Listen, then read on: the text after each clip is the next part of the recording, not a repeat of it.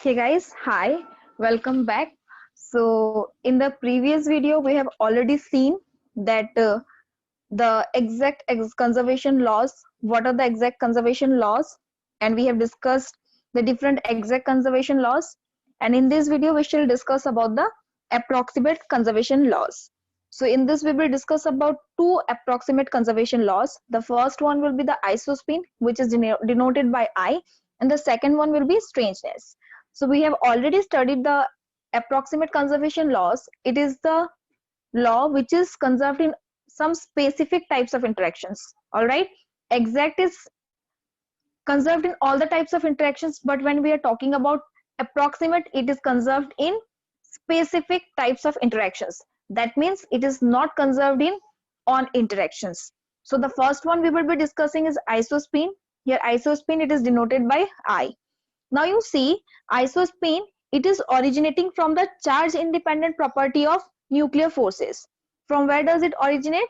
From the charge independent property of nuclear forces. Here we will write it originates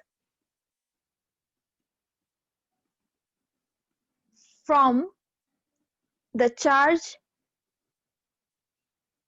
independent property of nuclear forces.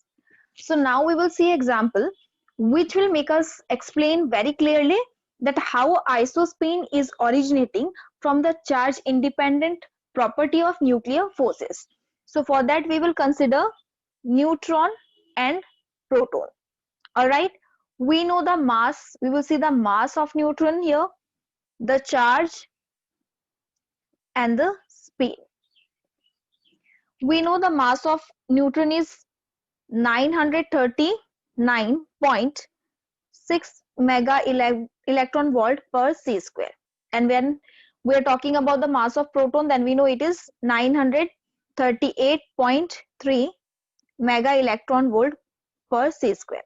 We know neutron is neutral, so its charge is 0. Proton is positive charge, right? That means it has charge 1. When we talk about spin, we know both neutron and proton, they are fermions, right? So its spin is what? Half. All right.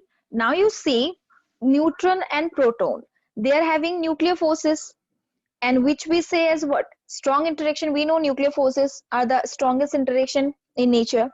So neutron and proton, they are having strong interaction. Now if you remember, we have already discussed in case of beta decay that nucleus is not having any electron, right? Then from where does the electron comes? There what we have studied additionally, that in beta decay neutron is converted into proton and proton is converted into neutron. That means neutron and proton, they are interconverted into each other, right? That means what? If proton is converted into neutron and neutron is converted into proton, we have seen that neutron is converted into proton, proton is converted into neutron. The interconversion of this neutron into proton and proton into neutron, this means what? That there is only one single particle, right, which is having two charge states, because you can see the charge of neutron is 0, the charge of proton is 1. So from this what you can say, that there is a single particle which is having two charge states. Neutron is having charge state 0 and proton has charge state positive, that is 1. Clear? Now we have to differentiate these two particles. So how you can differentiate neutron and proton from each other? So the property which will differentiate neutron and proton, that particular property is said to be the isospin, right? So what you will write here, we will write what is isospin? Neutron and proton can be differentiated, can be differentiated by a property called isospin. Clear?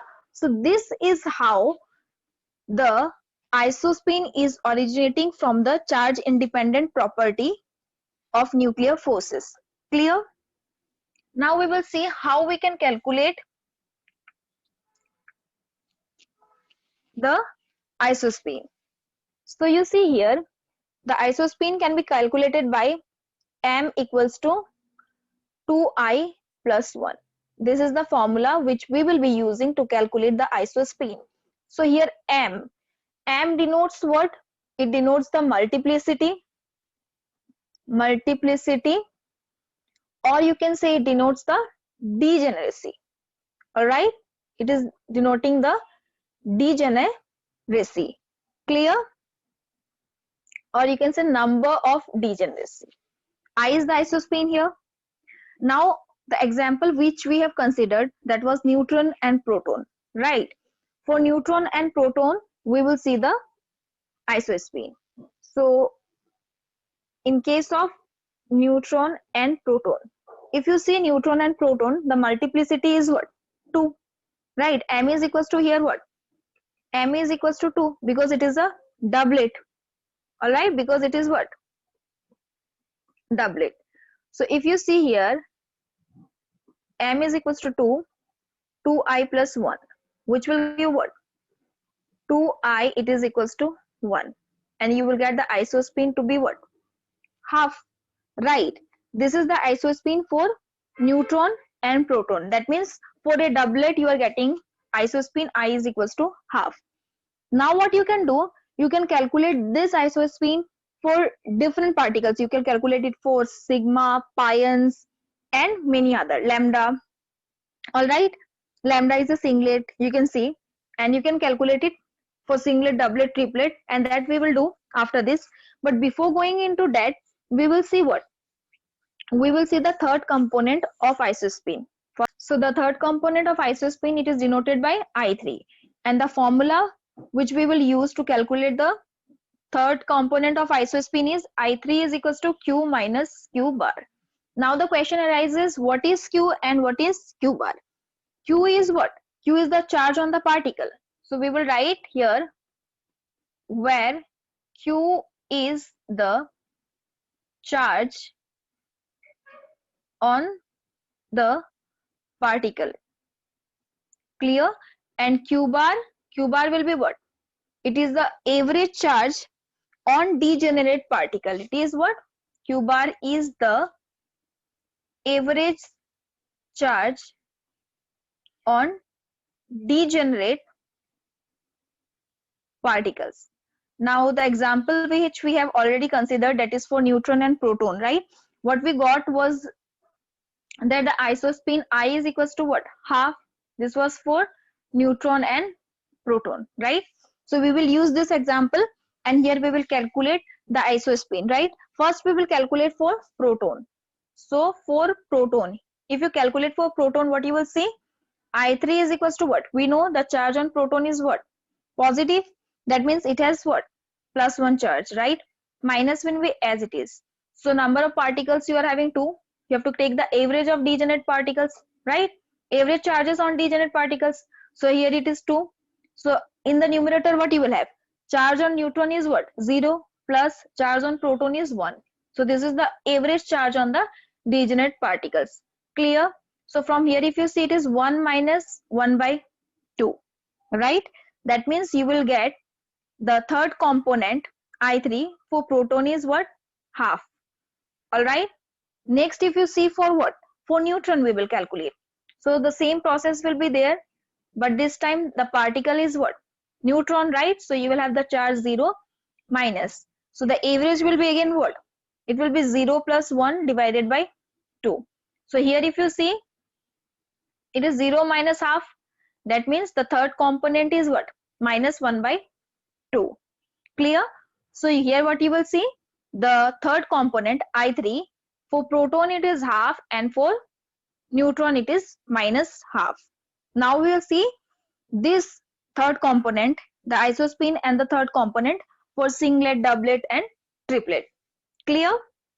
So now let's start. So first of all, here I will write number of degeneracy, or you can say multiplicity, okay? Number of degeneracy. Clear? The second one will be particles. The third is what? Isospin, which is denoted by I, and the formula for isospin was what? 2I plus 1. M is equals to 2I plus 1. And the third component of isospin, which is denoted by I3, the formula is Q minus Q bar. So first of all, let's see number of degeneracy. So first of all, we will see for what? Singlet. We know singlet means number of degeneracy is 1. So what are the particles that will be singlet? We know already, we have already studied lambda 0, omega negative, and eta 0. These are the particles which are singlet. So if you calculate the isospin will be same for all the three particles, right? So if you see here, the multiplicity, or you can say the number of degeneracy is 1. It is equals to 2I plus 1. 1 and 1 will get cancelled and you will get the isospin is equals to 0. So for any particle, that means for singlet the isospin is 0, then automatically what you will get? The third component, it will be 0, right? Whenever you will have the value of what? Isospin 0, I3, the third component of isospin, it will be automatically be 0. Clear? Next we will see for doublet. So we know for doublet the number of degeneracy will be what? 2. So which are doublets? The first one which we have taken already, example we have taken a proton and neutron. These are doublet. So I'm writing the positive one, the greater one, the charge whose charge is greater on the top, and the charge whose it's low or less, you can say, in the bottom line. So the charge of proton is 1 and the charge of neutron is 0. So this way I'm writing. Similarly, I will write for what? Kaons. K plus we know, and it is what? K 0, right? Next is what? Next is Xi, right? We have Xi 0 and we are having what? Xi minus. Obviously 0 will be greater than the negative 1. So this is how I have written here. Now we will see what? We will see the isospin. So we have already seen the multiplicity is 2. So it will be equals to 2I plus 1. So from here, if you will calculate, we have already seen in case of proton and neutron, the isospin will be what? Half. So we are directly writing the isospin to be half. Now what you will do, how you will write the third component? All right, you can use the formula also, Q minus Q bar, that you can do. As I have shared you in the previous example, I have calculated and shown. You can see Q is the average charge on the particle. Sorry, Q is the charge on the particle and Q bar is the average charge on the degenerate particle. You can use the formula as I have done in the previous example, but here I will show you how you can write it directly. So you can see for the positive one, you are getting the isospin to be what? Half, right? So for the positive one, you will write the third component to be half. You will give it the positive one. And for the last one, okay, for the last one, what you will write? For the smaller one, you can say, after half, you will write what? Minus half, the isospin. Again, when we will see for triplet, it will become more clear for you. So if you see for triplet means the degeneracy will be what? 3. So triplets are which particles? First is what? Pions. Pions, you are having what? Plus. Then I will write 0, and at the end I will write negative. Similarly, this also you can write yes or no. Right? Then at the last, what we will write? Rho negative. So these are the rho mesons, right? Next you can write sigma. Sigma plus, sigma 0, and then you write sigma negative. So these are written charge wise. All right. Now we will calculate the isospin. So the multiplicity is here 3, that is the number of degeneracy, and this is 2I plus 1. So from here, if you calculate, what you will get? 2I, it is equals to 2, and finally you will get the isospin to be 1, right? Isospin is 1. So for the positive one, what you will give? For this row, for all the positive, that is the greatest charge particles, they will have what? The I3 component 1. Next you will get, after 1 you will have what? 0, right? 1 0 minus 1, this is how you can write 1 0 minus 1. This is how you can write. All right. So for this particles which are having what? Charge 0, for them you can write the third component to be 0, and for the last one, that is the negative charge particles, for them you write it as -1. This is how you can write. Clear? The last one what we will discuss, it is the quadrate, right? We will discuss about the quadrate. Quadrate means the multiplicity is 4. So here we will see what? First of all, we will see the particles which we are considering to be quadrate. So this will be what? Delta plus plus, right?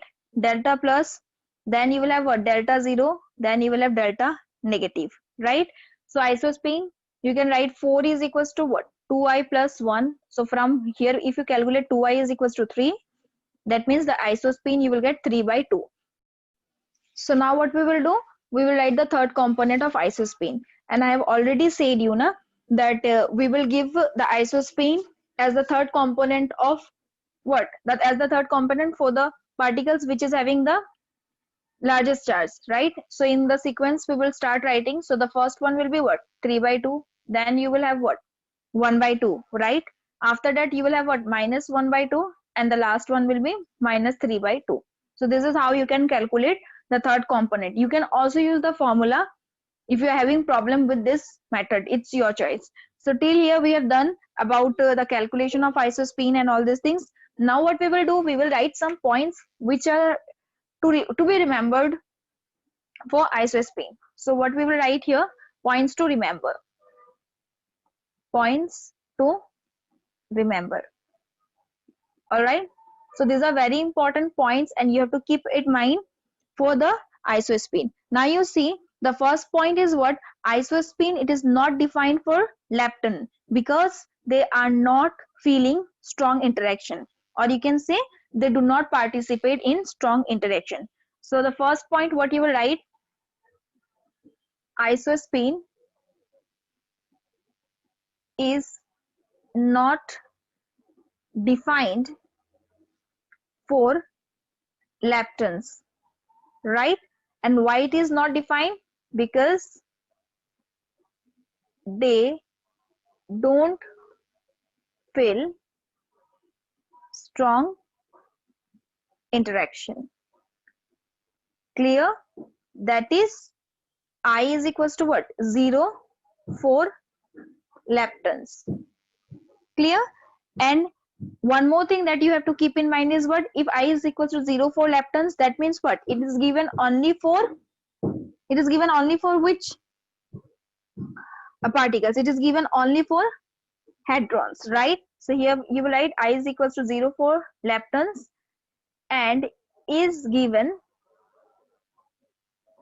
only for hadrons. This is the first point. The second point is what? It is conserved only in strong interaction. This you can conclude from here also, but I'm mentioning one more point. You write here, it is conserved. It is conserved only in strong interaction. This is the second point. And the third one will be what? That the third component of isospin, that is I3. I3 is conserved in strong and electromagnetic interaction. I3 is conserved. It is conserved in electromagnetic and strong interaction. All right. These are the three very important points to remember about the isospin. The first one is that for leptons, the isospin is 0. It is given only for hadrons. The second is that it is conserved in strong interaction. And the third is that I3, the third component of isospin, it is conserved in electromagnetic and strong interaction. This can also be written in form of chart. Okay. So this is a chart that I am giving you. So the first I will write interaction. All right. The second one will be what? Conservation of I. And the third one is conservation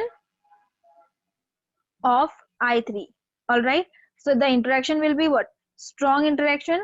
The second will be electromagnetic, right? And the third will be what? Weak interaction. So if you see here, conservation of I, it is conserved only in what? Strong interaction, but it is not conserved in electromagnetic and weak interaction. And the conservation of I3 is only in which type of interaction? Strong and electromagnetic, right? It is not conserved in weak interaction. So this is the table. You can also follow this table for remembering it in an easy way. So now let's see a few examples of isospin.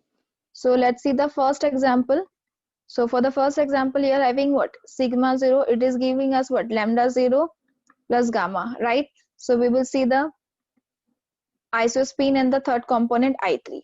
Clear? So sigma 0, it is what? It is a triplet, right? So its isospin is 1, and this is lambda, it is what? It is a singlet, so it is 0. For this it will be obviously 0.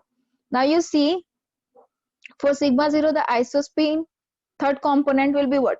0. For this also it is 0, and for this also it is equals to 0. So here if you see, delta I, it is not equals to 0. That means it is not conserved. But delta I3, it is equals to what? 0. That means it is conserved, right? So it is very clear. This will be what? Electromagnetic interaction, right? Because delta I is not equals to 0. That means it is not conserved. So if delta I is equals to 0, then it would be strong interaction. But now delta I is not equals to 0, so it will be electromagnetic interaction, because delta I3 is conserved, and delta I3 is conserved in strong and weak interaction. So here delta is not conserved. That means it is concluding that the strong interaction is what? Not possible here. So you will have electromagnetic interaction. Now let's see the second example, right? For the second example, what you will consider here? Here you will see pi negative plus proton. It is giving you what? Lambda 0 plus k 0. This is k1. Now we will see the isospin. So we know pi is what? Pions are what? Triplets. So its isospin is 1. Proton is a doublet. So its isospin will be half. Lambda 0, it is what? It is a singlet. So its isospin will be what? 0. K on 0, it is what? It is a doublet. So its isospin will be half. Now in this case, we will see the resultant, and we know how to find the resultant. 1 minus half to 1 plus half. So if you find the resultant, you will get the isospin as half and 3 by 2. So one should match, right? Half and half, it is matching. So you will say delta I, one should be same, na? From the resultant, one should be same. So it is same, na? So you will get here delta I is equals to what? 0, right? That means it is what? Conserved. Next, you will see the third component. So we know for pi negative, the third component is what? Minus 1. For proton, we have seen it's half. For lambda 0, 0, because singlet will have what? The third component 0. And for k on 0, what you will have here? The third component of isospin will be minus half. So for the third component, you can directly what? Add it. So minus 1 plus half will give you what? Minus 1 by 2. So here 1 is same, minus half and minus half. That means what? Delta I3 is what? It is also conserved. Now you see delta I is also conserved, delta I3 is also conserved. So when delta I is conserved, we know that it will be what? Strong interaction. Okay, and it cannot be electromagnetic interaction, because in electromagnetic interaction, isospin is not conserved. So this is what? Strong interaction. So this is how you can calculate the isospin. Clear? So from this, I think the isospin concept is clear. Now we will go to the strangeness. So now let's see strangeness. So when we will talk about strangeness, we will see what is strangeness. But before that, what we will see, that what are strange particles, because strangeness is not equals to 0 only for strange particles.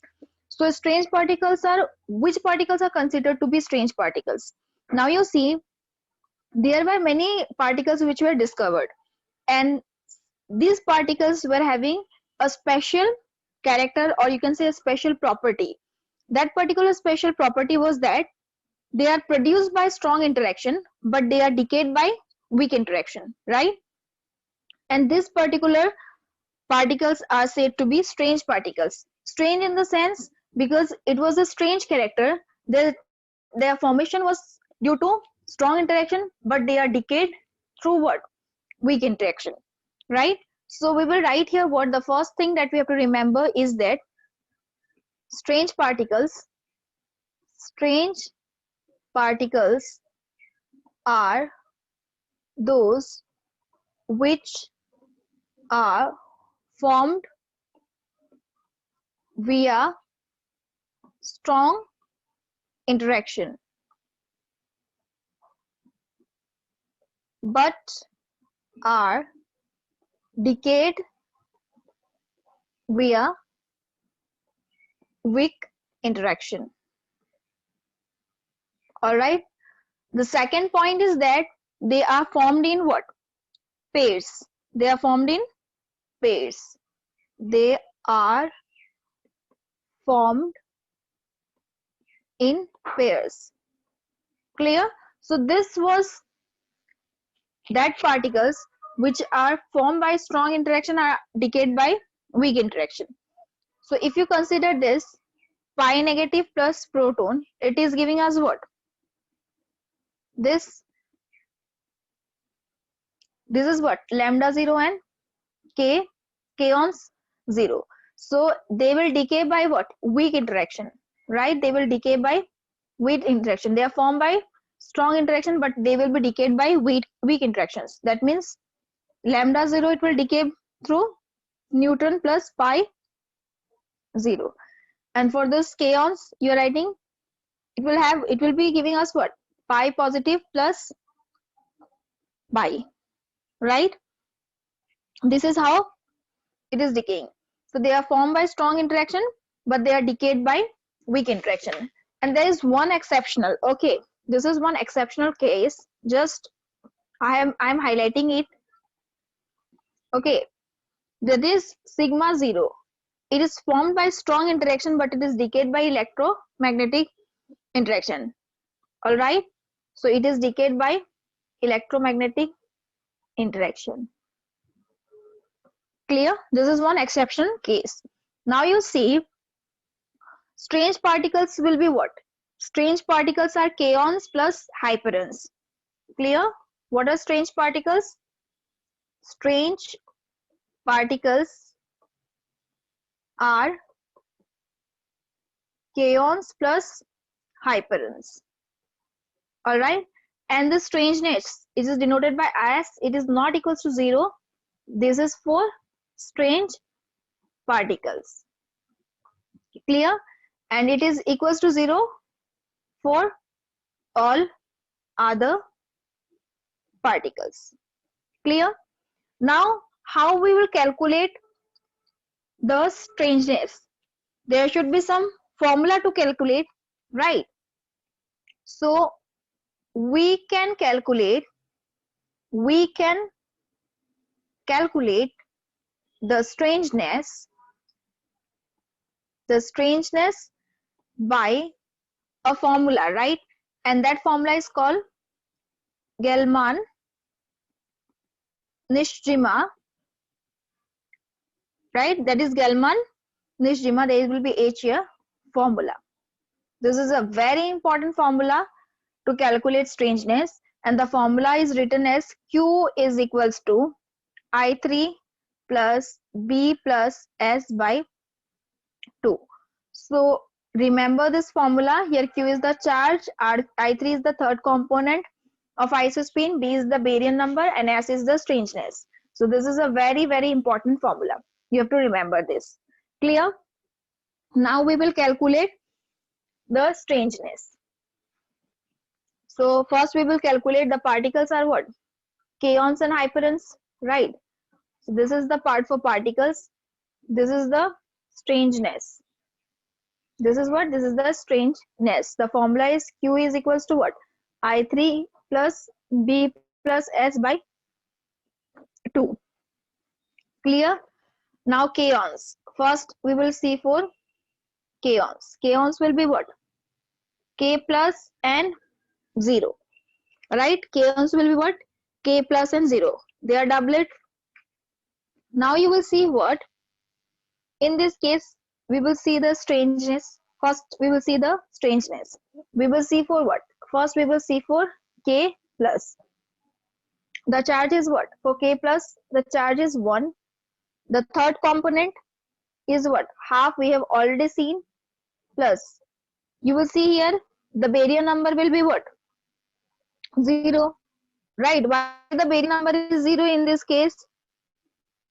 In why the baryon is 0? Because kaon is what? Kaon is a meson, right? and baryon number will be 0 for meson. Only what?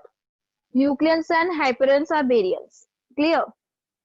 So this is the reason the baryon number will be 0. S is what we need to calculate, divided by 2. Alright. So if you bring this to the left hand side, you will have 1 by 2 is equals to what? S by 2. So it will cancel and you will have the strangeness is equals to 1. This is for K plus. Similarly, if you see for what? K 0, right? Kaons 0. So the charge is what? 0. The third component is what? Minus 1 by 2 plus. Similarly, you will have same S by 2 here because baryon number is what? 0. So if you see in this case, you will get S by 2 is equals to what? 1 by 2.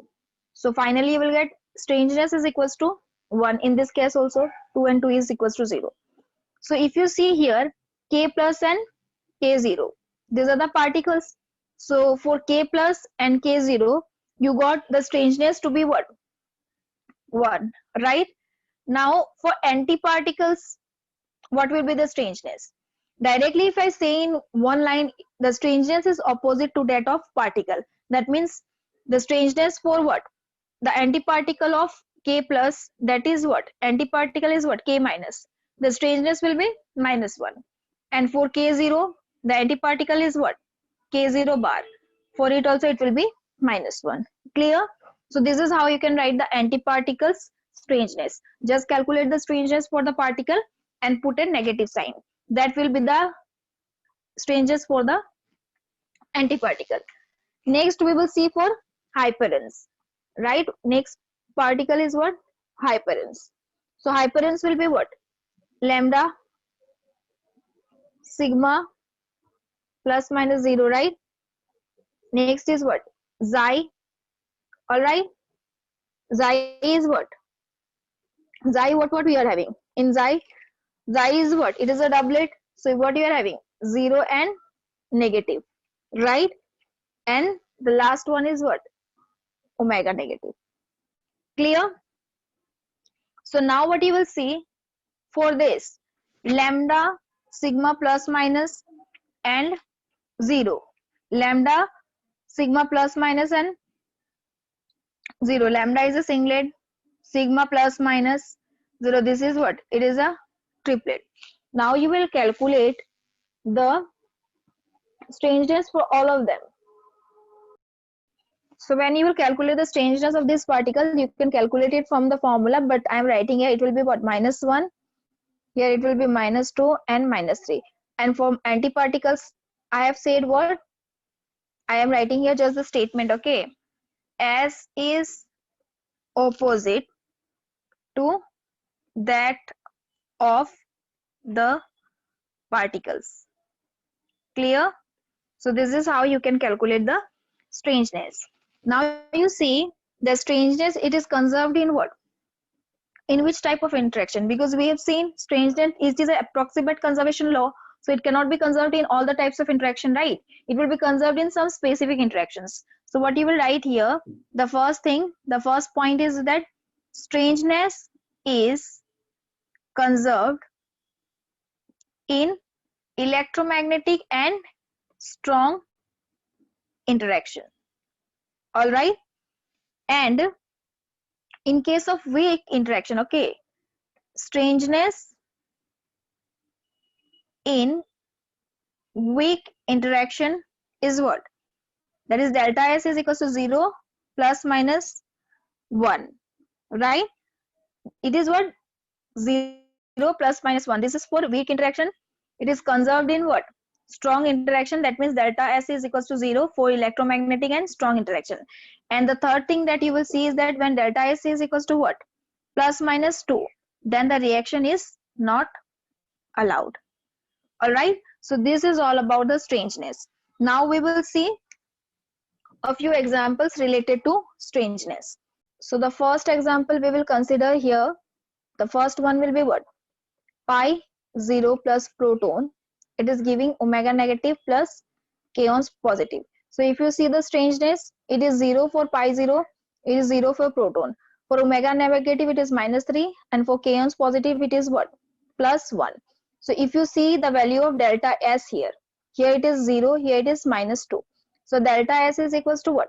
Minus 2. So delta S is equals to minus 2. That means what? The reaction is not allowed. The reaction is not allowed. All right. Now we will see the next example. The next example is what? You are having what? Pi negative. It is giving you proton plus lambda 0 plus kaons negative. So here if you see, pi negative is having strangeness 0, right? For proton, what you will have? The strangeness will be 0. For lambda 0, what you will have? Minus 1. K negative is the antiparticle of K positive, so you will have what? Minus 1. Right? Here also if you see, the strangeness is what? It is not conserved, right? Is it conserved? It is not conserved. If you see, it will be again what? Minus 1, it will become minus 2. So the reaction is not allowed. Clear? But here if you would have what? In this reaction only, if this would be what? K positive, if I'm saying, then this would become what? Plus 1. Then you would get here what? Delta S is equals to 0. That means the reaction will be what? Delta S is equals to 0 in this case. It is conserved, right? So this will be allowed. Clear? Next we will see the last example. Example 4. This will be example 4, right? So you will have what? Delta 0. You will have what? Pi 0 plus eta. So if you see, the strangeness is 0 for all these three particles. So here what you will say? The strangeness is conserved. Clear? So this is how you can see the strangeness is conserved or not conserved. So whatever we have studied today, let's have a outlook. Okay, just have a review. So the first thing that we have discussed is the approximate conservation law. The first one is the isospin. We have seen how is the isospin property originated from the charge independent property of nuclear forces, and it is used to differentiate what? The neutron and proton from each other. We have seen. Next, what you have seen here, we have seen the formula for the isospin, and we have calculated the isospin for neutron and proton. Next, what we have seen, the third component of isospin, we have seen the formula for the third component, Q minus Q bar. We have seen Q is the charge on the particle, and Q bar it is the average charge on degenerate particles. All right, then we have seen examples related to it, and we have calculated the third component and the isospin, all for singlet, doublet and triplet. Then we have seen also for quadruplet. Then we have seen some points which are important to remember. The first point was that the isospin, it is conserved in strong interaction, and third component is conserved in electromagnetic and strong interaction. And the isospin, it is not conserved for what? It is not defined for leptons, means I is equals to 0 for leptons, and for all hadrons it is given. Clear? And next we have given you a chart where you can see the conservation of I and the conservation of I3. Then we have seen a few examples. After that, we have discussed about the strangeness. What is strange particles? And we have seen some exception cases. Then we have seen what? The Gell-Mann-Nystrom formula.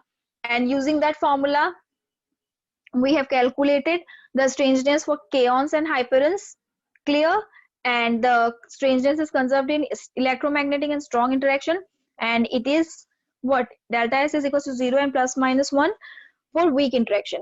And if delta S is equals to plus minus 2, then the reaction is not allowed. And here also we have seen a few examples. So after this video, I think so the concept of strangeness and isospin is clear. A few more approximate conservation law is there that I will discuss in the second video, because this video has become almost very lengthy. So with this, I'm concluding this video and will end the approximate conservation law in the next video. Thank you so much. Have a good day. And here one thing I would like to say, don't just watch the video, try the questions for which I have given and just go for a practice session. All right. Thank you.